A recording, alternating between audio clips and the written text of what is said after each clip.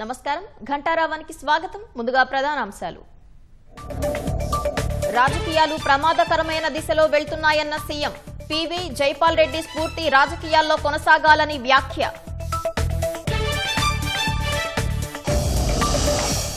Godavari జలాలపై CM వైఖరిపై ఉద్యమిస్తామన్న Harish Rao. రాష్ట్ర ప్రయోజనాలకు Congress BJP భంగం కలిగిస్తున్నాయని ఆరోపణ. కేటీఆర్ తనపై తప్పుడు ఆరోపణలు చేస్తున్నారన్న ఎంపీ రమేష్. ప్రజలను మభ్యపెట్టే చర్యలంటూ మండిపాటు.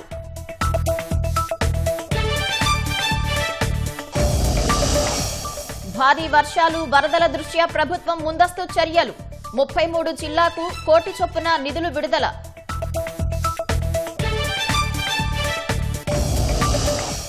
మాల్దీవులతో భాగస్వామ్యాన్ని బలోపేతం చేసుకుంటామన్న మోదీ.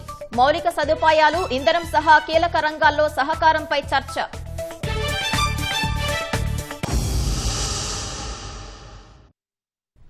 తెలంగాణ నుంచి పివి నరసింహారావు తర్వాత మళ్లీ అంత పేరు తెచ్చుకున్నది జైపాల్ రెడ్డి మాత్రమే అని రేవంత్ రెడ్డి కొనియాడారు. రాజకీయాల్లో ధన ప్రవాహం తగ్గాలని ఆయన పదే పదే చెప్పేవారని అన్నారు.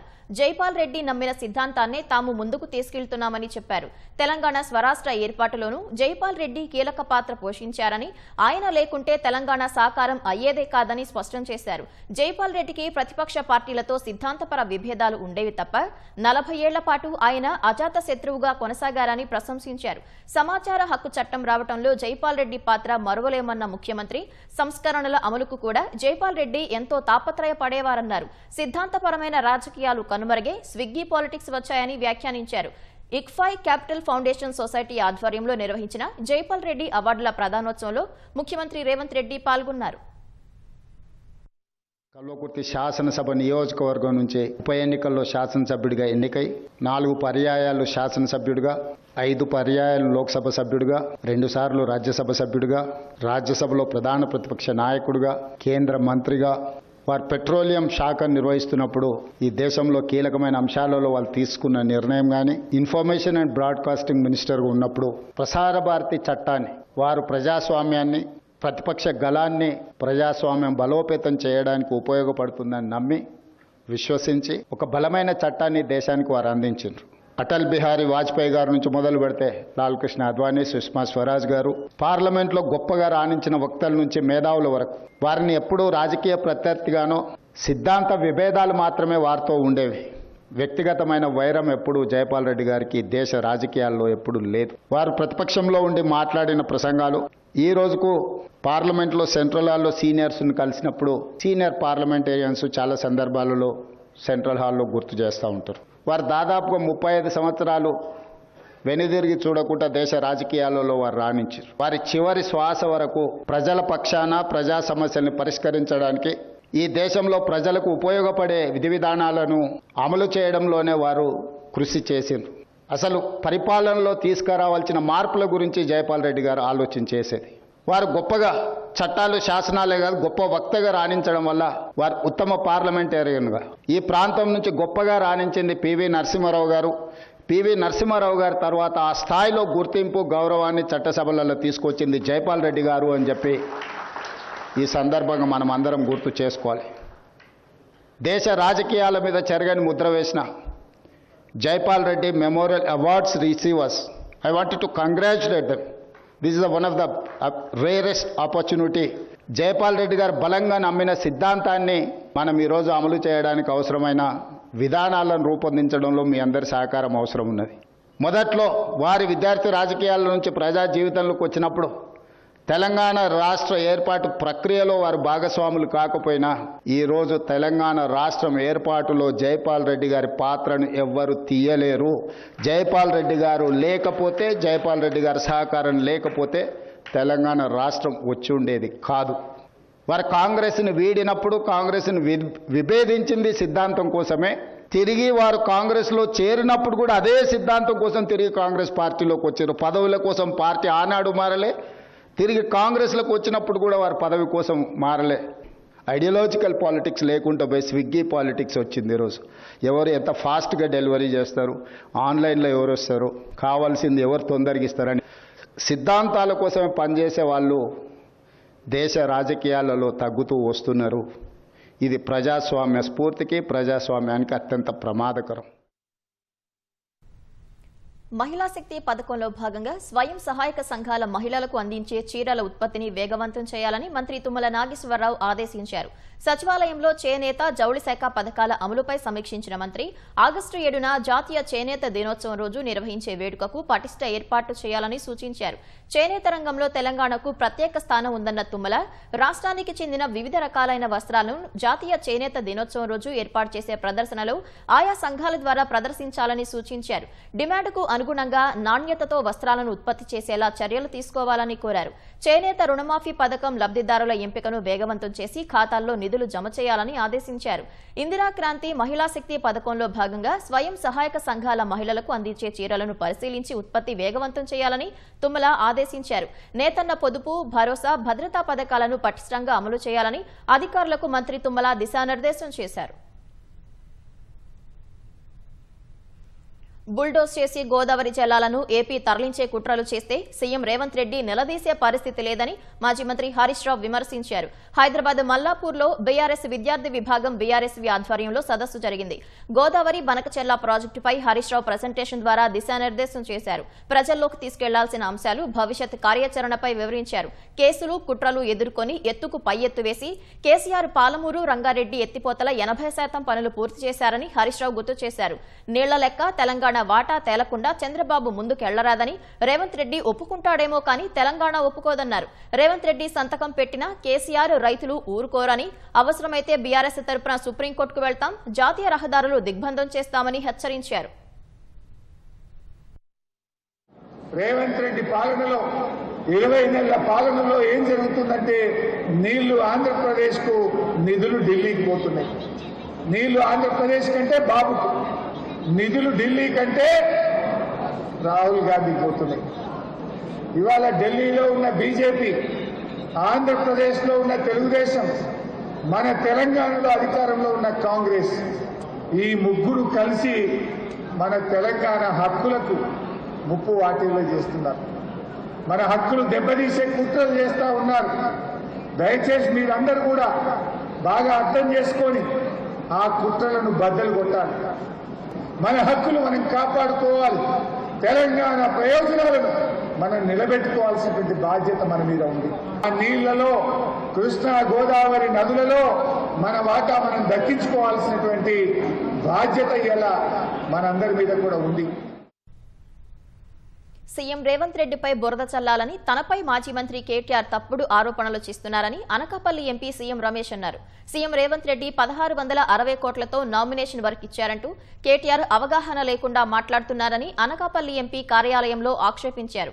బీఆర్ఎస్ హయాంలో 1000 కోట్లతో చాలా పనులు చేపట్టారని, వాటిని ఏ నామినేషన్ కింద ఇచ్చారని ప్రశ్నించారు. కవిత జైల్లో ఉన్నప్పుడు ఢిల్లీలో తన ఇంటికి వచ్చి కలిసిన విషయం మర్చిపోయారా అని కేటీఆర్ ను ఉద్దేశించి అన్నారు. తమపై వచ్చిన కేసులను తొలగిస్తే బీజేపీలో బీఆర్ఎస్ ను విలీనం చేస్తామని చెప్పిన మాటలు మర్చిపోయారా అని సీఎం రమేష్ నిలదీశారు. తప్పుడు ఆరోపణలు చేస్తూ లబ్ధి పొందాలని కేటీఆర్ చూస్తున్నారని మండిపడ్డారు. కేటీఆర్ తనపై చేసిన ఆరోపణలపై బహిరంగ చర్చకు సిద్ధమేనని సీఎం రమేష్ సవాల్ చేశారు. 2 ప్యాకేజీలు అయితే, ఒకటి ఎల్ఎన్టీకి, ఒకటి రిట్వీట్కి ఉన్నాయి. చాలా మంది పోటీ చేశారు. దానికి కూడా దాదాపు 3 నెలలు అయింది. రిట్వీక్ ప్రాజెక్ట్స్ లో నేను డైరెక్టర్ కాదు, నేను మేనేజ్మెంట్ లో లేను. కేటీఆర్ ప్రభుత్వంలో ఉన్నాడు 10 సంవత్సరాలు. 1660 కోట్ల రూపాయలు నామినేషన్ లో వర్క్ ఇస్తారా ఇవ్వరా అనే నామ్స్ కూడా తెలియని అజ్ఞానే లేదు. రేవంత్ రెడ్డి పైన బురద చల్లాలన్నా ఎందుకు చేస్తున్నాడు అనేది ఆలోచన చేస్తే ఇంట్లో ఒక కుంపటి తయారైంది. ఏదైతే జగన్మోహన్ రెడ్డికి వాళ్ళ సిస్టర్తో ఎలాంటి ఇబ్బందులు ఉన్నాయో ఇతనికి అలాంటి ఇబ్బంది, దాన్ని డైవర్ట్ చేసేదానికా లేదంటే ఏంటి? నువ్వు మాట్లాడే లాంగ్వేజ్ ఏంటి? నువ్వు చేసే బిహేవియర్ ఏంటి? వాళ్ళెవరో లోన్ తెచ్చుకుంటే తెలంగాణ గవర్నమెంట్ భూములు తాకట్టు పెట్టి దానికి నాకి లింక్ పెట్టి నాకు వర్క్ ఇచ్చారని చెప్తావు. అంటే ఒక ముఖ్యమంత్రి వర్క్ ఒక కంపెనీకి ఇవ్వగలుగుతాడా? అంటే 10 సంవత్సరాలు నువ్వు చేసిన పని ఇదేనా? నువ్వు లిస్టు తీద్దామా? తెలంగాణలో ఉండే వాళ్ళు ఎంతమంది తెలంగాణలో వర్క్ చేశారు, మిగతా వాళ్ళు ఎంతమంది, ఆంధ్ర వాళ్ళు ఎంతమంది వర్క్ చేశారు? కూర్చొని డిబేట్ పెట్టుకుందామా? నేను కేటీఆర్ ఇద్దరమే ఎక్కడికి రమ్మంటే అక్కడికి, ప్రెస్ క్లబ్ కైనా సరే, తెలంగాణ భవన్ కైనా సరే, లేదు ఎక్కడైనా సరే హైదరాబాద్ లో మన ఇద్దరం కూర్చొని డిబేట్ చేద్దాం. మీడియాలో ఏం మాట్లాడుతున్నావు? నీకు ఎందుకు అంత అక్కసు? ఇన్ని వర్కులు నీ ఇష్టంతో నువ్వు ఎవరనుకుంటే వాళ్ళకి ఇచ్చేసావా? దానికి ఒక ప్రాసెస్ ఉంది. టెండర్లు పిలుస్తారు. ఎవరు తక్కువ కోట్ చేస్తే వారికి ఇచ్చే ఆ మాత్రం జ్ఞానం కూడా లేకుండా నాకు రేవంత్ రెడ్డి తెలంగాణ ముఖ్యమంత్రి స్నేహితుడని నాకు వర్క్ ఇచ్చినారని చెప్పేదానికి అయింది కదా. మీరు ప్రభుత్వంలో ఉన్నప్పుడు ఇదే రిట్రీట్ ప్రాజెక్ట్స్ తుపాకులు కూడా 2,000 కోట్ల రూపాయలు పనిచేసింది. అప్పుడు మీరు ఇచ్చారా? ఏం మాట్లాడుతున్నావు? ఎందుకు మాట్లాడుతున్నావు? నువ్వు ఒక 4-5 నెలల కిందట కవిత ఢిల్లీలో జైల్లో ఉన్నప్పుడు నువ్వు ఢిల్లీకి వచ్చి నా దగ్గర టైం తీసుకొని మా ఇంటికి వచ్చిన మాట వాస్తవం కాదా? మేము చేసిన అవినీతి అన్ని కూడా ఈడీ సిబిఐ రాకుండా లేకుంటే కవితను బయటికి వదిలేదానికి ఏర్పాటు చేయండి. మేము బీఆర్ఎస్ పార్టీ దేనికైనా సిద్ధం. బీజేపీలో మెర్జ్ చేయాలన్నా కానీ, బీజేపీతో అలయన్స్ పెట్టుకోవాలన్నా కానీ, ఇంట్లో సీసీ కెమెరాలు ఉన్నాయి, నేను తీసి మీడియాకి ఇస్తాను. అవును, రేపు కలిస్తే ఎప్పుడు రాజకీయాల్లో ఎప్పుడు ఏమవుతుందో టీడీపీ బీజేపీ హైదరాబాద్ లో తెలంగాణలో కలిపి పోటీ చేయించాము. దానికి నీకెందుకు బాధ? రేపు మళ్ళీ బీజేపీ టీడీపీ తెలంగాణలో ఏమన్నా అలయన్స్ పెట్టుకుంటారేమో, పెట్టుకుంటే బీఆర్ఎస్ పుట్టగతులు ఉండవు అనే ఉద్దేశంతో నా పైన, అది బీజేపీ టీడీపీ పొత్తు పెట్టుకుంటున్న ఉద్దేశంతో నీకు ఎక్కడో భయం పుట్టుకొని కాంగ్రెస్ బీజేపీ నెక్సెస్ అంటాడు. కాంగ్రెస్ బీజేపీ నెక్సెస్ అంటే ఎవరికో దేశంలో ప్రపంచంలో నమ్మేవాళ్ళు ఉండాలా? తెలంగాణకు నష్టం కలిగించేలా నిర్మించిన పోలవరం ప్రాజెక్టును అడ్డుకున్నట్లుగానే ఇప్పుడు బనకచెర్ల ప్రాజెక్టును అడ్డుకొని తీరుతామని తెలంగాణ జాగృతి సంస్థ అధ్యక్షురాలు కల్వకుంట్ల కవిత స్పష్టం చేశారు. తెలంగాణకు నష్టం జరుగుతుంటే తెలంగాణ జాగృతి చూస్తూ ఊరుకోదని పునరుద్ఘాటించారు.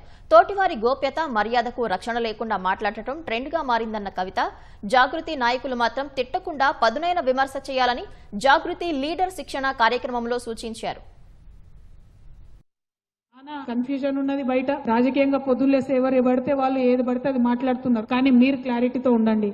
ఖచ్చితంగా ఆపి తీర్థం. తోటివాడి గోప్యతను, తోటివాడి మర్యాదను కాపాడకుండా నాకు వాక్ స్వాతంత్రం ఉంది కదా అని ఏది పడితే అది మాట్లాడి అలా ట్రెండ్ అయిపోయింది. ఎవడెక్కువ తిట్లు తిడితే వాడికి అన్ని వ్యూస్ వస్తున్నాయి. తిట్లకు దిగజారినం అంటే విషయం లేదని అర్థం. నువ్వు తిడుతున్నావు పక్కన అంటే కంటెంట్ లేదని అర్థం. క్యాలిబర్ లేదు కాబట్టి తిడుతున్నావు, లాజిక్ లేదు కాబట్టి తిడుతున్నావు. మన నాయకులు, మన కార్యకర్తలు మాత్రం దయచేసి లాజికల్ గానే మాట్లాడాలి, కంటెంట్ తోనే మాట్లాడాలి, క్వాలిటీతోనే మాట్లాడాలి. తిట్లకు మాత్రం పోవద్దు. ఆ విషయాన్ని దయచేసి గుర్తుంచుకోవాలి. మనం అల్టిమేట్ గా చేసేది, పనిచేసేది కేవలం తెలంగాణ బాగుండడం కోసం. కలలో కూడా తెలంగాణ జాగృతి నాయకులు, కార్యకర్తలు తెలంగాణకు చేటు చేసే విధంగా ఆలోచన చేయరు. కానీ తెలంగాణకు నష్టం జరుగుతుంటే చూస్తూ ఊరుకోరు. ఆనాడు పోలవరం ప్రాజెక్టు కడతామంటే చూస్తూ ఊరుకోలే, కేసులు వేసినాం. ఈనాడు బనకచెర్ల కడతామంటే కూడా చూస్తూ ఊరుకోం. ఖచ్చితంగా ఆపి తీర్థం. బీసీలకు 42% రిజర్వేషన్లపై అన్ని పార్టీలు తమ చిత్తశుద్ది ప్రదర్శించాలని కాంగ్రెస్ సీనియర్ నేత మాజీ మంత్రి జీవన్ రెడ్డి డిమాండ్ చేశారు. భాజపా ఓవైపు శాసనసభలో మద్దతు తెలిపి కేంద్రం చట్టబద్దత కోసం 9వ షెడ్యూల్లో చేర్చేందుకు ఎందుకు వెనకడుగు వేస్తుందని జగిత్యాలలో ప్రశ్నించారు. కేంద్ర మంత్రి కిషన్ రెడ్డి వ్యాఖ్యలను జీవన్ రెడ్డి ఖండించారు. కేంద్రం 9th షెడ్యూల్ చేర్చడం లోపల నాన్సివేత ధోరణి అవలంబిస్తున్నది కాబట్టి ఇవాళ దాన్ని మళ్ళీ తిరిగి ఏదైతుందో ఆర్డినెన్స్ రూపంగా ఇవాళ లోకల్ బాడీస్ అమలు చేయడానికి మేము ముందుకు చట్టబద్ధంగా కల్పించేందుకు బాధ్యత అన్ని రాజకీయ పార్టీలకైనా ఇలా భారతీయ జనతా పార్టీ తక్షణమే 9th షెడ్యూల్ చేర్చబడే విధంగా నిర్ణయం తీసుకొని తమ చిత్తశుద్ధిని ప్రదర్శించాలని చెప్పని ఎన్నికల జాప్యం కావడంతో కేంద్రంకి వచ్చే నిధులన్నీ ఆగిపోతున్నాయి. వీళ్ళ నిధుల విడుదలకు సంబంధించి ఏ విధంగా స్పందించాలనే ఒక బాధ్యత కేంద్ర ప్రభుత్వంపై కూడా ఉన్నది. హైదరాబాద్ కేపీహెచ్పీ కాలనీలో నకిలీ సర్టిఫికెట్లు తయారు చేసి విక్రయిస్తున్న ముఠాలో ఇద్దరిని శంషాబాద్ ఎస్ఓటీ పోలీసులు అరెస్టు చేశారు. శ్రీవ్యాస కన్సల్టెన్సీ పేరుతో బీకాం, బీటెక్ నకిలీ సర్టిఫికెట్లు సృష్టించే ఆకాశపు హరీష్, మావూరి మహేష్ ని అదుపులోకి తీసుకున్నారు. వీరికి విజయవాడకు చెందిన మోహన్ అనే వ్యక్తి సహకరించినట్లు పోలీసులు తెలిపారు. ఇప్పటి వరకు 46 మందికి నకిలీ సర్టిఫికెట్లు ఇచ్చినట్లు విచారణలో వెల్లడైంది. అందులో 24 మంది ఈ నకిలీ ధ్రువపత్రాల ఆధారంగా విదేశాలకు వెళ్లినట్లు చెబుతున్నారు. నిందితుల వద్ద నుంచి 2 మొబైల్ ఫోన్లు, ఒక డెస్క్ టాప్ కంప్యూటర్ను స్వాధీనం చేసుకున్నారు. నకిలీ డాక్యుమెంట్ల ఆధారంగా విదేశీ వీసాలు పొందిన అభ్యర్థులకు సంబంధించి దర్యాప్తు ప్రారంభించారు. సికింద్రాబాద్లోని సృష్టి టెస్ట్ ట్యూబ్ బేబీ సెంటర్లో ఉత్తర మండల డీసీపీ రష్మి పెరుమాళ్ తనిఖీలు నిర్వహించారు. ఐవీఎఫ్ కోసం టెస్ట్ ట్యూబ్ సెంటర్కి వచ్చిన దంపతులను నిర్వాహకులు తప్పుదోవ పట్టించినట్లు ఫిర్యాదు రావడంతో అక్కడి పరిస్థితిని పరిశీలించారు. బిడ్డ కావాలని టెస్ట్ ట్యూబ్ బేబీ కేర్ సెంటర్కు దంపతులను ఆశ్రయించారు. తన భర్త వీర్య కణాల నుంచి కాకుండా మరొకరి నుంచి వీర్య కణాలు సేకరించి పిండాన్ని వృద్ధి చేసినట్లు అనుమానం రావడంతో డిఎన్ఏ పరీక్షలు చేయించారు. ఆ పరీక్షలో బిడ్డ తమ డిఎన్ఏతో పుట్టలేదని తేలటంతో పోలీసులకు ఫిర్యాదు చేశారు. కేసు నమోదు చేసుకున్న పోలీసులు ఆసుపత్రిలో తనిఖీలు నిర్వహించారు.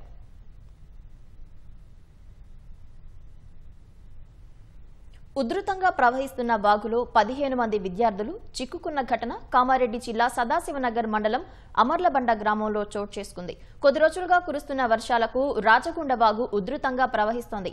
ఈ క్రమంలో పాఠశాలకు వెళ్లటానికి రాజగుండ వాగు దాటుతుండగా 15 మంది విద్యార్థులు చిక్కుకున్నారు.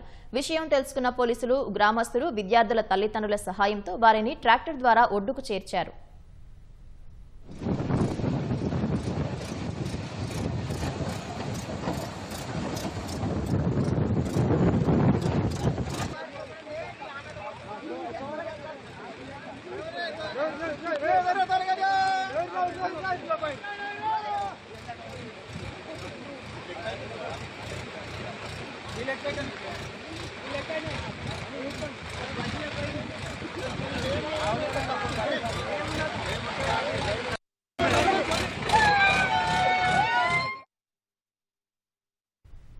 కాకతీయ యూనివర్సిటీలో విద్యార్థినులకు పెను ప్రమాదం తప్పింది. పద్మాక్షి గర్ల్స్ హాస్టల్లో మెయిన్ కరెంటు బాక్సులు పేలి భారీగా మంటలు చెలరేగాయి. షార్ట్ సర్క్యూట్తో హాస్టల్ మొత్తం పవర్ సప్లై నిలిచిపోయింది. భయంతో విద్యార్థినులు బయటకు పరుగులు తీశారు. తమ ప్రాణాలతో చెలగాటమాడుతున్నారంటూ యూనివర్సిటీ మొదటి గేట్ వద్ద ఆందోళనకు దిగారు. పోలీసులు, యూనివర్సిటీ అధికారులు వచ్చి విద్యార్థులకు నచ్చచెప్పే ప్రయత్నం చేశారు.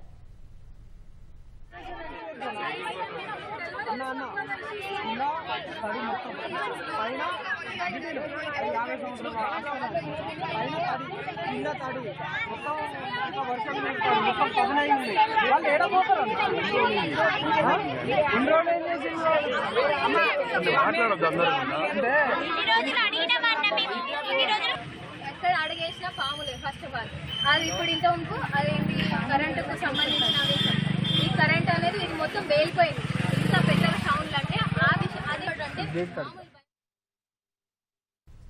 జనగామ జిల్లా రఘునాథపల్లి మండలంలో కిలాష్పూర్లో 9 రోజుల క్రితం నడి రోడ్డుపై వదిలి వెళ్లిన పసికందు ఆరోగ్య స్థితిపై జిల్లా కలెక్టర్ దంపతులు ఆరా తీశారు.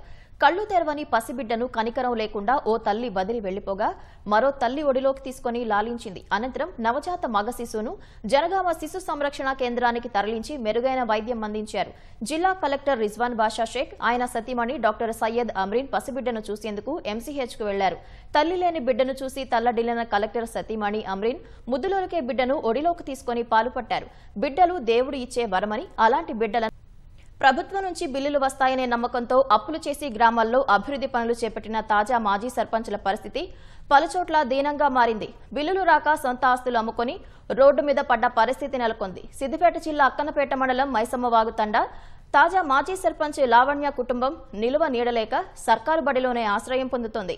2019లో బీఆర్ఎస్ నుంచి సర్పంచ్గా ఎన్నికైన లావణ్య బిల్లులు తర్వాత వస్తాయనే నమ్మకంతో అప్పులు చేసి గ్రామంలో అభివృద్ధి పనులు చేపట్టారు. తీరా బిల్లులు రాక అప్పుల భారం పెరగడంతో ఉన్న 2 ఎకరాల భూమిని విక్రయించి కొన్ని అప్పులు తీర్చారు. అయినా అప్పులన్నీ తీరకపోగా ఉన్న సొంత ఇల్లు కూలిపోయింది. దీంతో లావణ్య కుటుంబం మూతబడిన ప్రభుత్వ ప్రాథమిక పాఠశాలలో తలదాచుకుంటోంది. 5 ఏళ్లు గ్రామానికి నిస్వార్థంగా సేవ చేసిన తమకు ఇందిరమ్మ ఇల్లు మంజూరు చేయడం లేదని ఆవేదన వ్యక్తం చేస్తున్నారు. ప్రభుత్వం స్పందించి తమకు ఇందిరమ్మ ఇల్లు మంజూరు చేయాలని, పెండింగ్ లో ఉన్న బిల్లులు చెల్లించాలని వేడుకుంటున్నారు. చిన్న గ్రామ పంచాయతీ అయినా మాది. ట్రాక్టర్ ఈఎంఐలకు అటు ఇటు సరిపోక, డీజిల్కు కరెంటు బిల్లు సరిపోక మేము అప్పుల పాలై కొంచెం గొడవడం జరిగింది. మేము అభివృద్ధి పనులకు చేసి కరెక్ట్ టైంకు బిల్లులు రాక మేము వ్యవసాయ భూమి కూడా 2 ఎకరాలు అమ్ముకోవడం జరిగింది. అది అమ్ముకున్నా కూడా అప్పులు తీరక మూతపడ్డ స్కూల్, ప్రభుత్వ స్కూల్ ఉంటే పర్మిషన్ తీసుకుని ఏదో కొంచెం మేడం రిక్వెస్ట్ చేసుకుని ఇక్కడ ఉండడం జరిగింది. ఈ స్కూల్లో ఉంటే కూడా వెంటనే మీరు కాల్ చేయాలి అని చెప్పేసి మాట్లాడుతారు. సార్ మేము ఊరికి 5 ఏళ్ళు అభివృద్ధి చేసినాం, తక్షణమే పెండింగ్ బిల్స్ మాకు రిలీజ్ చేయాలి, మాకు న్యాయం చేసే ప్రయత్నం చేయాలి. ఈ స్కూల్లో నుండి కూడా కాల్ చేయమని ఫోర్స్ చేస్తారు. ఇది కూడా కొంచెం డిఓ గారు కొంచెం చూడాలి. ప్రభుత్వం నుండి, కలెక్టర్ నుండి ఏమైనా స్పందన రావాలని కోరుకుంటున్నాం. ఇవన్నీ చేయడం వల్ల అప్పుల పాలైన 2 ఎకరాల భూమి అమ్మడం జరిగింది. అయినా కూడా అప్పులు తీరలేదు. ఇంకా 10 లక్షలు రావాలి. ఇందిరమ్మ ఇల్లు కూడా అప్లై చేసినాం. అయినా కూడా పార్టీ వేరని కూడా మాకు ఇల్లు ఇయ్యమని అంటారు. డైరెక్ట్ ఇల్లు ఇస్తలేరు. మాకు ఇల్లు కావాలి, ప్లస్ బిల్లులు రావాలి. నాకు చిన్న చిన్న పిల్లలు ఎక్కడ పోయి వానలు కూడా ఉండడం లేదు. 26వ కార్గిల్ విజయ్ దివస్ ను యావత్ భారతం ఘనంగా జరుపుకుంది. 1999లో పాకిస్తాన్తో జరిగిన యుద్ధంలో సైన్యం సాధించిన విజయాన్ని రాష్ట్రపతి, ప్రధాని, విపక్ష నేతలతో పాటు దేశ పౌరులు స్మరించుకున్నారు. జాతీయ యుద్ధ స్మారకం వద్ద రక్షణ మంత్రి రాజ్నాథ్ సింగ్ తో పాటు సైన్యం ఘన నివాళి అర్పించింది. పాఠశాలల్లో దేశభక్తి కార్యక్రమాలను నిర్వహించారు.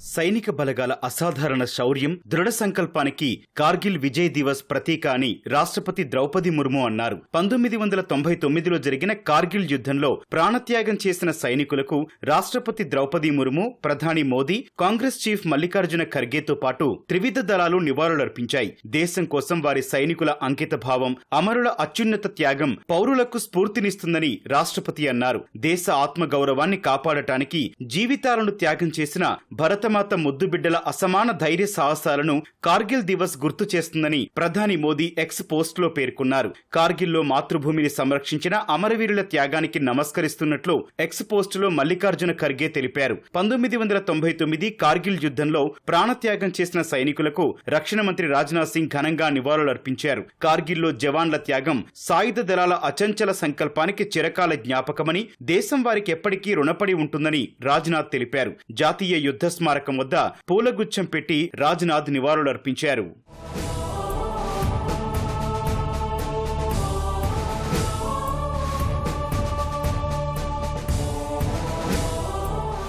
రాజ్నాథ్ తర్వాత దేశ రక్షణ దళాలు సిడిఎస్ అధిపతి జనరల్ అనిల్ చౌహాన్, సైన్యాధ్యక్షుడు జనరల్ ఉపేంద్ర ద్వివేది, వాయుసేన నౌకాదళాధిపతులు ఏపీ సింగ్, దినేష్ కే త్రిపాఠి జాతీయ యుద్ధ స్మారకం వద్ద పూలగుచ్చం ఉంచి నివాళులర్పించారు. అంకిత భావం, జాతీయ గర్వంతో దేశానికి సేవ చేసి అమరుల వారసత్వాన్ని కొనసాగిద్దామని సిడిఎస్ అన్నారు. 1999 జూలై 26న లద్దాఖ్లోని కార్గిల్ను ఆక్రమించేందుకు ప్రయత్నించిన పాకిస్తాన్ సైన్యాన్ని ఆపరేషన్ విజయ్ పేరుతో 3 నెలల పోరాటంలో భారత సైన్యం మట్టి కరిపించింది. ఈ యుద్ధంలో 527 మంది సైనికులు అమరులయ్యారు. పాక్ వైపు 700 నుంచి 1000 మంది సైనికులు మృతి చెందినట్లు భారత్ తెలిపింది. వారిలో 200 మందికి పైగా మృతదేహాలు భారత భూభాగంలోని దొరికాయి. ఆ విజయానికి నేటికి 26 ఏళ్లు పూర్తయింది. ఈ కార్గిల్ యుద్ధం నాటి చిత్రాలతో రూపొందించిన వీడియోను వాయుసేన పోస్ట్ చేసింది. అమరవీరుల ధైర్యం, త్యాగం దేశ ప్రజలకు స్ఫూర్తినిస్తూనే ఉంటుందని ఎయిర్ ఫోర్స్ రాసుకొచ్చింది.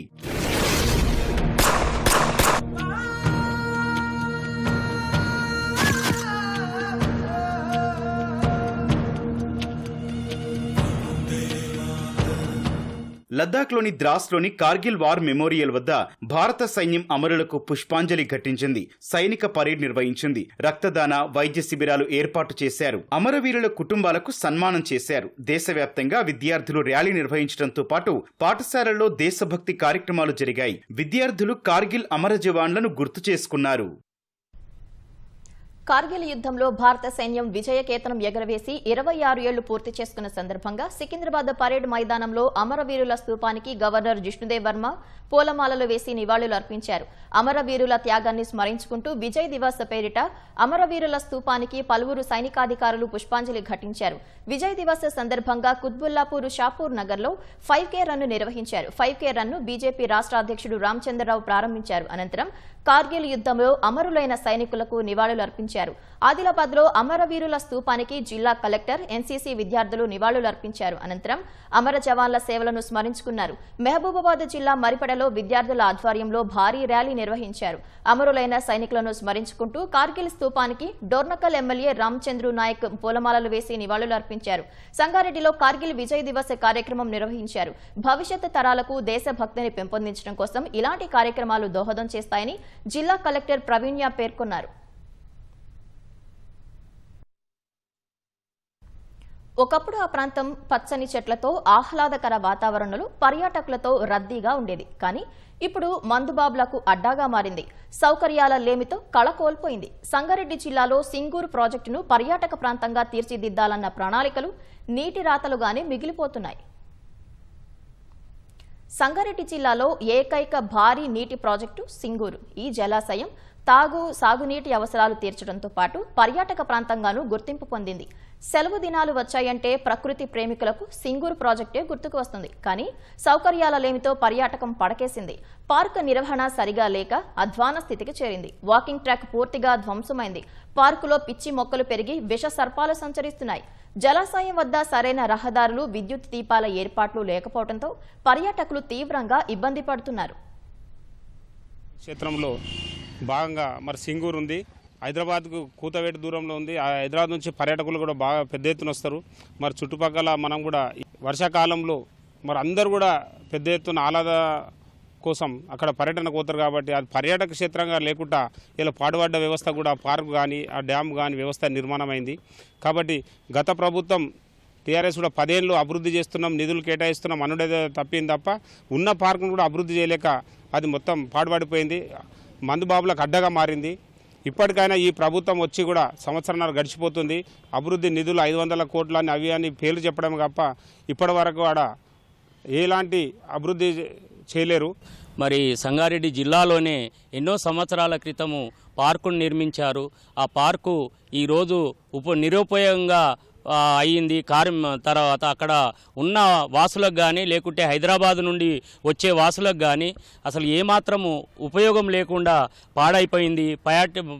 పర్యాటక మంత్రి గారు కానీ స్టేట్ గవర్నమెంట్ కానీ ఈ యొక్క చొరవ తీసుకొని అక్కడి నుండి హైదరాబాద్ నుండి వచ్చే వాళ్లకు సింగూరు ప్రాజెక్టు ఈ ఏదైతే దారి ఉందో అది గుంతలు గొయ్యలుగా ఏర్పడి అనేక యాక్సిడెంట్ జరుగుతున్నాయి. అక్కడ ఉన్న వాళ్లకు రోడ్డు నిర్మాణం చేయాలి.